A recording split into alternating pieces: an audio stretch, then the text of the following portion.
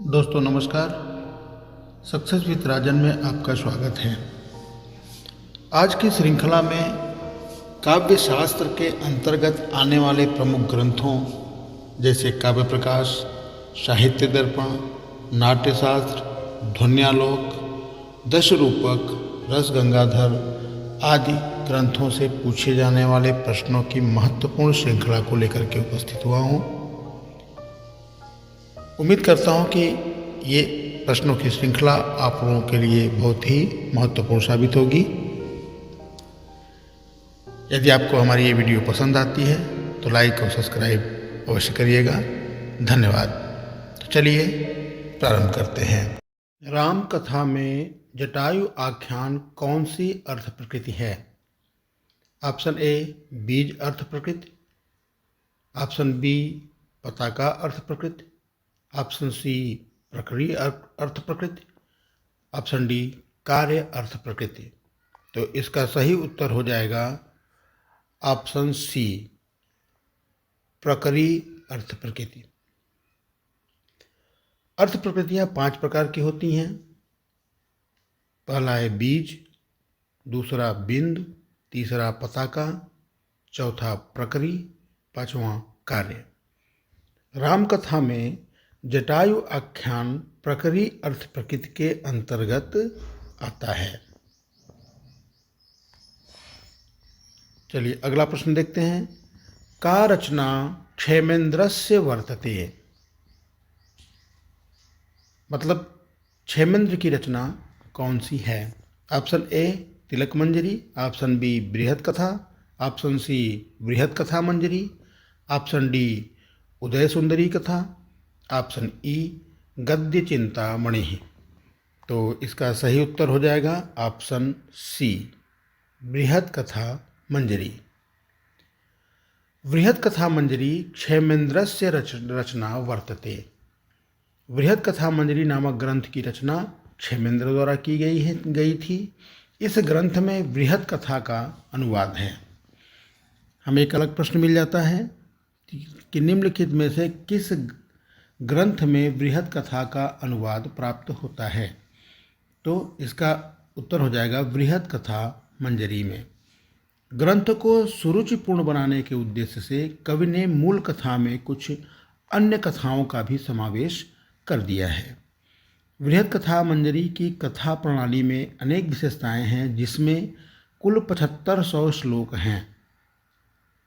बृहत कथा मंजरी में कुल श्लोकों की संख्या है। इसका उत्तर हो जाएगा 75। 7500 श्लोक बृहत कथा मंजरी में हमें प्राप्त होते हैं और यह 18 सर्गों में विभाजित ग्रंथ है। चलिए अगला प्रश्न देखते हैं। मम्मटेन उक्तम न अस्ति। मम्मट की उक्ति नहीं है। ऑप्शन ए भारती कविर्जयति, ऑप्शन बी लक्ष्यम न मुख्यम, ऑप्शन सी स्थायी भावो रसः स्मृतः, ऑप्शन डी वाक्यम रसात्मकम काव्यम। इन चारों ऑप्शन में से कौन सा कथन मम्मट का नहीं है? तो इसका सही उत्तर हो जाएगा ऑप्शन डी वाक्यम रसात्मकम काव्यम। मम्मट की उक्ति नहीं है। वाक्यम रसात्मकम काव्यम यह मम्मट की उक्ति नहीं है, क्योंकि वाक्यम रसात्मकम काव्यम आचार्य विश्वनाथ का काव्य लक्षण है। प्रश्न पूछ लेता है कि निम्नलिखित में से यह कथन किसका है? तो वाक्यम रसात्मकम काव्यम आचार्य विश्वनाथ का कथन है और उन्होंने काव्य लक्षण के बारे में यह बताया है। अगला प्रश्न देखते हैं। बाणभट्ट रचितम हर्ष चरितम अस्ति। बाणभट्ट द्वारा रचित हर्ष चरित है। ऑप्शन ए आख्यायिका, ऑप्शन बी कथा, ऑप्शन सी उपन्यासिका, ऑप्शन डी चंपू। तो इसका सही उत्तर हो जाएगा ऑप्शन ए आख्यायिका। बाणभट्ट रचित हर्षचरितम एक आख्यायिका ग्रंथ है। बाणभट्ट की प्रथम रचना हर्षचरितम है, जो गद्य काव्य का भेद आख्यायिका है। इसमें कुल 8 उच्छ्वास हैं। चलिए अगला प्रश्न देखते हैं। लिम्पतीव तमोंगानी वर्षतीवांजनम नभः असत्पुरुषेषेव दृष्टिर्विफलताम गताम श्लोकेस्मिन् को अलंकार। इस श्लोक में कौन सा अलंकार है? ऑप्शन ए उपमा, ऑप्शन बी उत्प्रेक्षा, ऑप्शन सी निदर्शना, ऑप्शन डी उपमोत्प्रेक्ष्यो संसृष्टि। लिम्पतीव तमोंगानी वर्षतीवांजनम नभः असत्पुरुषे शे शेवेव दृष्टिर्विफलताम गतः श्लोकेस्मिन् उत्प्रेक्षालंकार अस्ति। इसमें कौन सा अलंकार है? उत्प्रेक्षालंकार है। प्रस्तुत श्लोक में उत्प्रेक्षालंकार है। उत्प्रेक्षालंकार का लक्षण इस प्रकार है। संभावनम मथोत्प्रेक्षा प्रकृतस्य समेनयत, अर्थात जिस अलंकार में उपमेय उपमान की संभावना व्यक्ति होती हो वहाँ उत्प्रेक्षालंकार होता है। जह की जय संभावना तह उत्प्रेक्षा होए।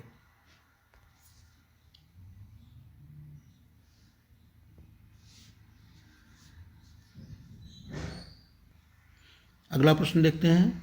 10 रूपकानुसारेण नागानंदस्य नायकः जीमूतवाहनः अस्ति। 10 रूपक के अनुसार नागानंद के नायक जीमूतवाहन हैं। धीर प्रशांतः, धीरोदात्तः, धीर ललितः, धीरोद्धतः। इसका सही उत्तर हो जाएगा ऑप्शन बी धीरोदात्तः। 10 रूप का अनुसारेण नागानंदस्य नायकः जीमूतवाहनः धीरोदात्तः अस्ति। नायक के 4 प्रकार बताए गए हैं, जिसमें जीमूतवाहन धीरोदात्त प्रकार का नायक है। 10 रूपक किसके द्वारा लिखा गया है? धनंजय कृत। धनंजय के द्वारा 10 रूपक लिखा गया है। उनके अनुसार नागानंद का नायक जीमूतवाहन धीरोदात्त कोटि का नायक है। नायक 4 प्रकार के होते हैं। कभी कभी प्रश्न पूछ लेता है कि नायक कितने प्रकार के होते हैं? 2, 4, 6, 8। तो आपको ये पता होना चाहिए कि नायक 4 प्रकार के होते हैं। पहला प्रकार है धीरोदात्त नायक, दूसरा धीरोद्धत नायक, तीसरा धीर प्रशांत नायक, चौथा धीर ललित नायक। अगला प्रश्न देखते हैं। वाक्यस्य लक्षणम अस्ति। वाक्य का लक्षण क्या है? योग्यता आकांक्षा सन्निधियुतानां पदानां समुच्चयः वाक्यम। ऑप्शन बी है सार्थक पदानां समूह वाक्यम।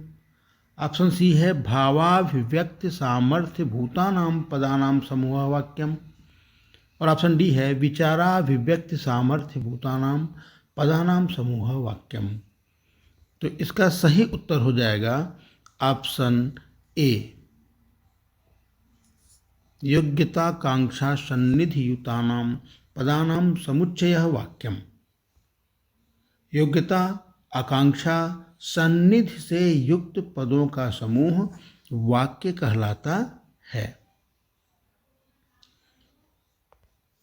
चलिए अगला प्रश्न देखते हैं। वाग्वैदग्ध्य प्रधाने अपि रस एवात्र जीवितम कस्य ग्रंथस्य कथनम अस्ति।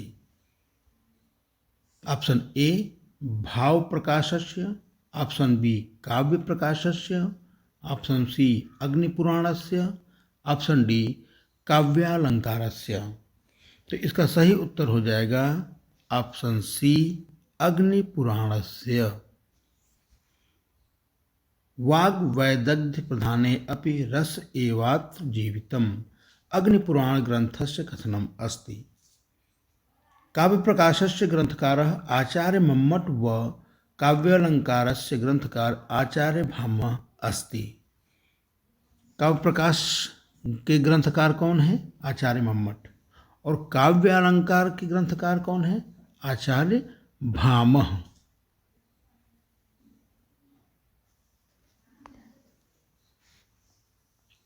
आचार्य मम्मट और आचार्य भामह। चलिए अगला प्रश्न देखते हैं। दंडी मते कति अलंकारा, दंडी के अनुसार कुल कितने अलंकार हैं? Option A 15, option B 30, option C 35, option D 32। तो इसका सही उत्तर हो जाएगा ऑप्शन सी 35। दंडी मते पंचत्रिंशः अलंकारा, अर्थात आचार्य दंडी के अनुसार कुल 35 अलंकारों की चर्चा की गई है। अगला प्रश्न देखते हैं। जयदेव मते अलंकाराणाम संख्या अस्ति, जयदेव के मत के अनुसार अलंकारों की संख्या है। Option A 100, option B 120, option C 135, option D 180। इसका सही उत्तर हो जाएगा ऑप्शन ए, जयदेव के अनुसार अलंकारों की संख्या 100 है। अगला प्रश्न देखते हैं। मम्मट मतेन कतिविधा उभयालंकारा, मम्मट के अनुसार कुल कितने उभय अलंकार हैं? ऑप्शन ए पंचविधा, ऑप्शन बी त्रिविधा, ऑप्शन सी द्विविधा, ऑप्शन डी एक विधा। जिसका सही उत्तर हो जाएगा ऑप्शन डी एक विधा।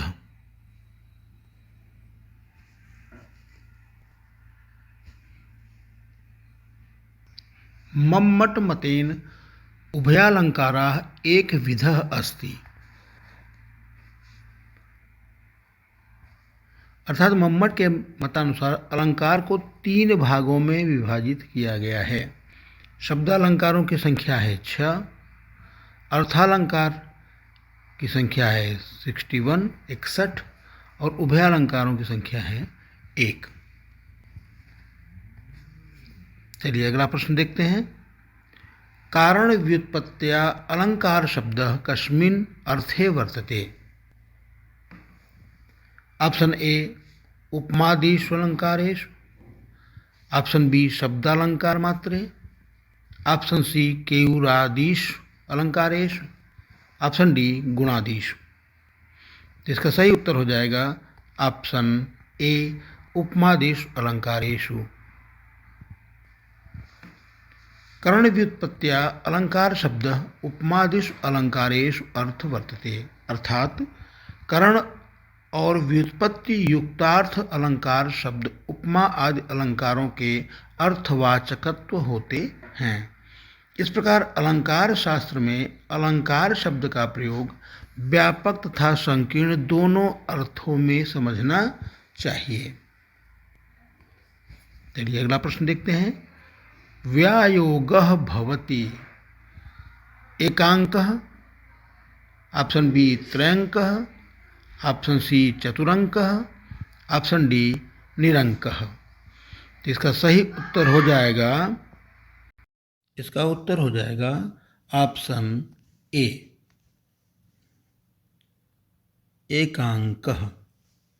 व्यायोगः एकांकः भवति, अर्थात 10 रूपक ग्रंथ के 10 रूपकों में से व्यायोग नाम का एक रूपक है जिसमें एक अंक होता है और इसका कथानक इतिहास प्रसिद्ध होता है। यहाँ पे हमें एक प्रश्न मिल जाता है कि व्यायोग नामक रूपक का कथानक होता है, इसका उत्तर हो जाएगा इतिहास प्रसिद्ध, तथा इसकी कथावस्तु एक दिन की घटनाओं से संबद्ध होती है। जैसा भास का मध्यम व्यायोग इसका मुख्य उदाहरण है। चलिए अगला प्रश्न देखते हैं। कस्मिन् अलंकारे व्यंग्यत्वेन उपमाया प्रतीतिर्भवति? ऑप्शन ए दीपके, ऑप्शन बी श्लेषे, ऑप्शन सी यमके, ऑप्शन डी उत्प्रेक्षायाम। इसका उत्तर हो जाएगा ऑप्शन ए दीपके। दीपके अलंकारे व्यंग्यत्वेन उपमायाः प्रतीतिः भवति, अर्थात दीपक अलंकार में व्यंग्य के माध्यम से उपमा की प्रतीति होती है। श्लेष अलंकार की परिभाषा विद्वानों ने इस प्रकार की है। वाच्य भेदेन भिन्ना यद युगपद भाषण स्पृश श्लिष्यन्ति शब्दा श्लेषोश वाक्षरादि भ्रष्टधा। यमक की परिभाषा अर्थे सत्यर्थ भिन्नानां वर्णानां सा पुनः श्रुति यमकम। चलिए अगला प्रश्न देखते हैं। अविरोधेपि विरोधवद ज्ञानम कुत्र। ऑप्शन ए विरोधे, ऑप्शन बी पर्याये, ऑप्शन सी दीपके, ऑप्शन डी पर्यायोक्तौ। तो इसका सही उत्तर हो जाएगा ऑप्शन ए विरोधे। अविरोधेपि विरोधवद ज्ञानम विरोधे। द्रव्य के साथ जहाँ विरुद्ध सा भाषित हो उसे विरोधाभास अलंकार कहते हैं। इसकी 10 आकृतियाँ होती हैं। पहला जाति जाति, दूसरा जाति गुण, तीसरा जाति क्रिया, चौथा जाति द्रव्य, पांचवा गुण गुण, छठवां गुण क्रिया, सातवां गुण द्रव्य, आठवां क्रिया क्रिया, नौवां क्रिया द्रव्य, 10वां द्रव्य द्रव्य। चलिए अगला प्रश्न देखते हैं। विस्मयः कस्य स्थायी भावः। विस्मय किसका स्थायी भाव है। ऑप्शन ए भयानकस्य, ऑप्शन बी करुणस्य, ऑप्शन सी श्रृंगारस्य, ऑप्शन डी अद्भुतस्य। इसका सही उत्तर हो जाएगा ऑप्शन डी अद्भुतस्य।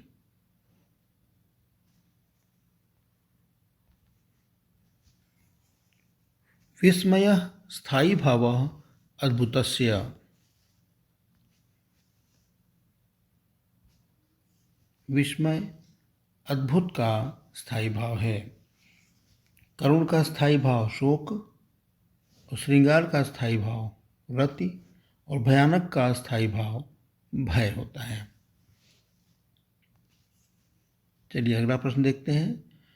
दृष्टपूर्वाम अपि हयर्थाः काव्ये रस परिग्रहात् सर्वे नवा इव भान्ति मधुमास इव द्रुमाः कस्येयम् उक्ति। यह उक्ति किसकी है।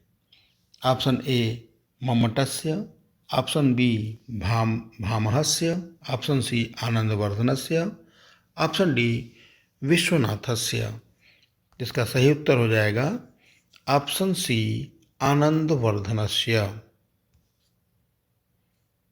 दृष्टपूर्वा अपि हयार्थाः काव्ये रस परिग्रहात् सर्वे नवा इवा भान्ति मधुमास इव द्रुमा अयम उक्ति आनंदवर्धनस्य अस्ति। चलिए अगला प्रश्न देखते हैं। काव्य शोभायाः कर्तारौ धर्मा गुणा इति केन उक्तम। ऑप्शन ए मम्मटेन, ऑप्शन बी वामनेन, ऑप्शन सी भरतेन, ऑप्शन डी दंडिना। इसका सही उत्तर हो जाएगा ऑप्शन बी वामनेन। काव्य शोभाया कर्तारौ धर्मा गुणा इति वामनेन उक्तम।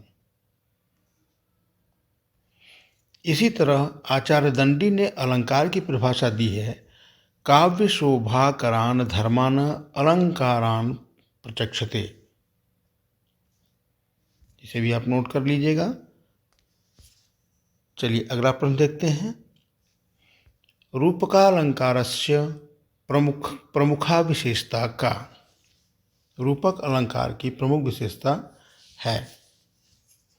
ऑप्शन ए प्रकृता प्रकृत्योः भेदः, ऑप्शन बी है उपमानोपमेयोः अभेदः, ऑप्शन सी है उपमानोपमेयोः भेदः, ऑप्शन डी है प्रस्तुत अप्रस्तुतयोः वैधर्म्यम।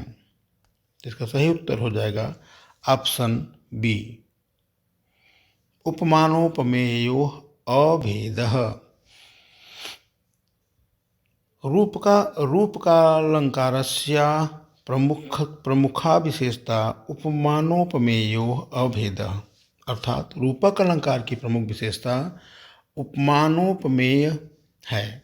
रूपक अलंकार की परिभाषा इस प्रकार है: तद्रूपकम भेदोपमानोपमेयो अति साम्यादन पहनुत भेदयोर्भेदः। जब उपमेय पर उपमान का निषेध रहित आरोप करते हैं तब रूपक अलंकार होता है। उपमेय में उपमान के आरोप का अर्थ है दोनों में अभिन्नता या अभेद दिखाना।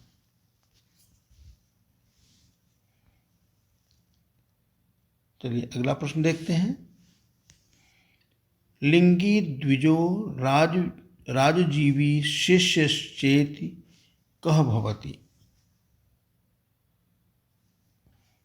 ऑप्शन ए सूत्रधारः, ऑप्शन बी चेटः, ऑप्शन सी विदूषकः, ऑप्शन डी नायकः।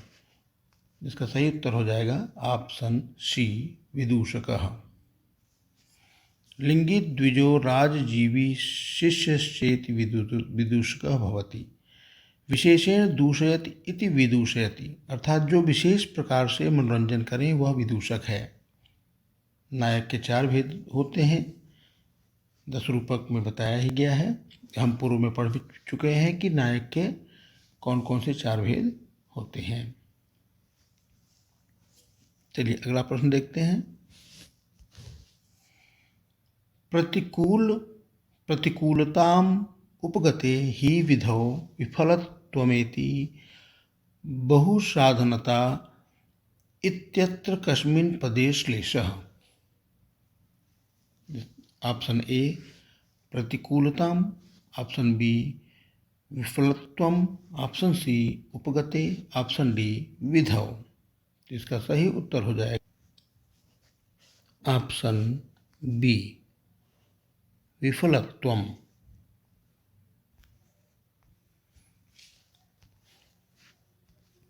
प्रतिकूलताम उपगते ही विधौ विफलत्वम एति बहुसाधारणता इत्यत्र विफलत्वम पदे श्लेषः। अर्थात विफलत्वम पद में श्लेष अलंकार है। चलिए अगला प्रश्न देख लेते हैं। दोषाः तस्यापकर्षकाः इति केनोक्तकम्। इसका ऑप्शन ए मम्मटेन, ऑप्शन बी विश्वनाथेन, ऑप्शन सी भामहेन, ऑप्शन डी वामनेन। तो इसका सही उत्तर हो जाएगा ऑप्शन बी विश्वनाथेन। दोषा तस्यापकर्षका इति विश्वनाथेन उक्तम। अर्थात काव्य के मुख्यार्थ रस का जो अपकर्ष करे वही दोष है। रस काव्य का जीवात्भूत अर्थात आत्मा है। साहित्य दर्पणकार कहते हैं कि वाक्यम रसात्मकम काव्यम दोषास्तस्यापकर्षका।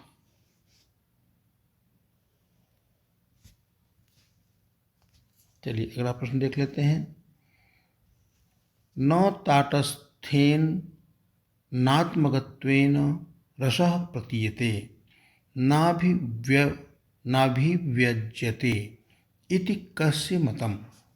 ऑप्शन ए अभिनवस्य, ऑप्शन बी भट्टनायकस्य, ऑप्शन सी भट्टलोल्लटस्य, ऑप्शन डी शंकुकस्य। इसका सही उत्तर हो जाएगा ऑप्शन बी भट्टनायकस्य। न ताटस्थेन नात्मगतत्वेन रसः प्रतीयते नोत्पद्यते नाभिव्यंजते इति भट्टनायकस्य मतम् अस्ति। अर्थात न तटस्थ रूप से, नटगत या अनुकार्यगत रूप से रस की प्रतीत होती है और न उत्पत्ति होती है और न सामाजिक गत रूप से अभिव्यक्ति होती है। यह मत भट्टनायक का है। इससे वास्तविक रसानुभूति सामाजिक को होती है। वास्तविक रसानुभूति किसको होती है? सामाजिक को होती है। चलिए अगला प्रश्न देख लेते हैं। अभिधामूलके ध्वनौ वाचस्य स्वरूप कीदृशं भवति?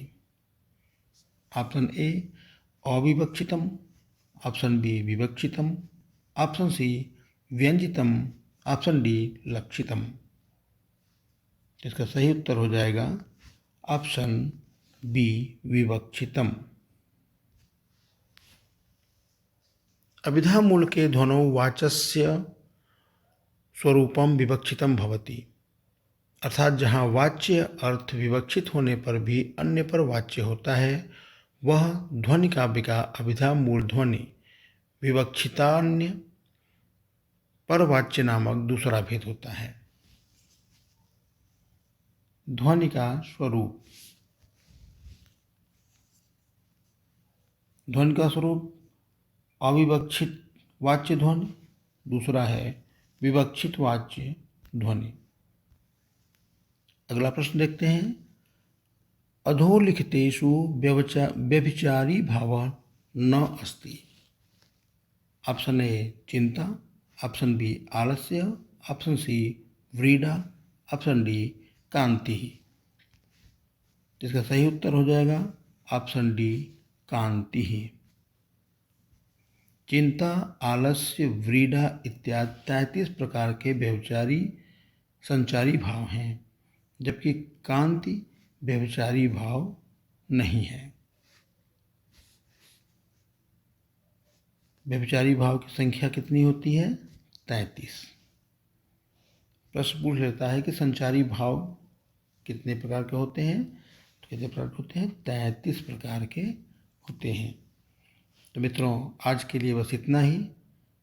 अगर आपको ज़रा सा भी वीडियो पसंद आती है तो हमारी इस वीडियो को लाइक और सब्सक्राइब अवश्य करें। धन्यवाद।